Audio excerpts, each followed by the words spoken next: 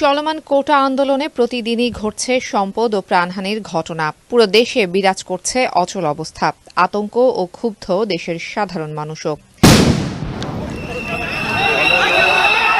বাংলাদেশের কোটা সংস্কার আন্দোলন ঘিরে সহিংসতা ও ক্ষয়ক্ষতির পরিমাণ বেড়ে পরিস্থিতি সরকারের নিয়ন্ত্রণের বাইরে চলে যাওয়ায় কারফিউ জারি ও সেনা মোতায়েন সংক্রান্ত পরিপত্র জারি করেছে দেশটির সরকার। শুক্রবার সন্ধ্যায় প্রধানমন্ত্রী শেখ হাসিনার সাথে ১৪ দলের শীর্ষ নেতাদের বৈঠক শেষে গণভবনের সামনে এক সংবাদ সম্মেলনে ক্ষমতাসীন দল আওয়ামী লীগের সাধারণ সম্পাদক ওবায়দুল কাদের সারা দেশে উদ্ভূত পরিস্থিতির কারণে কারফিউ জারির সিদ্ধান্তের কথা জানান। সেই সাথে রাষ্ট্রীয় সম্পদের নিরাপত্তার স্বার্থে সশস্ত্র বাহিনী মোতায়েনের কথাও বলেন তিনি।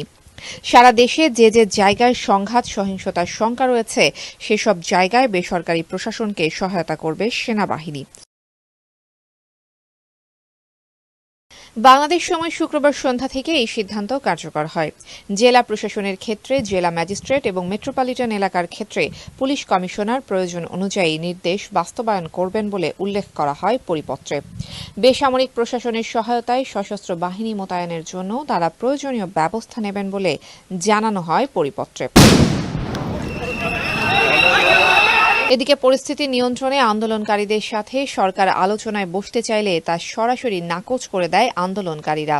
ছাত্র হত্যার বিচার করার আগ পর্যন্ত আন্দোলন অব্যাহত রাখার ঘোষণা বৈষম্য বিরোধী ছাত্র আন্দোলনের।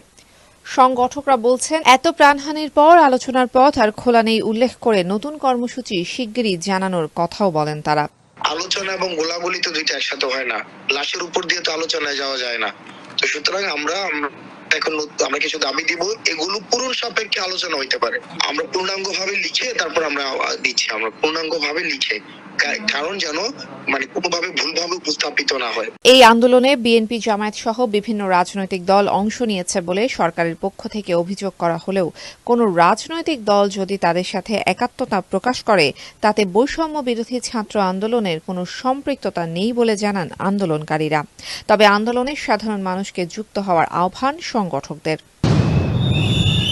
তাহিয়া রুবাইয়াত, অপলা, টিভেন 24।